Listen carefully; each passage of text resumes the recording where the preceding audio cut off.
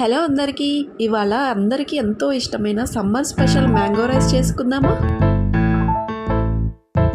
బొంగరాలంటే కళ్ళు తిప్పింది, ఉంగరాలున్న జుట్టు తిప్పింది, గింగిరాలైతే నడుమంపుల్లో నన్నే తిప్పింది.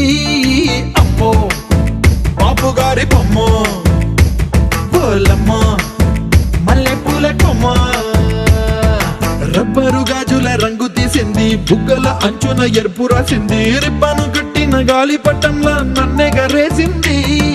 అమ్మో దాని చూపు కమ్మో, ఓలమ్మో ఓల్డ్ మొంకి రమ్మో.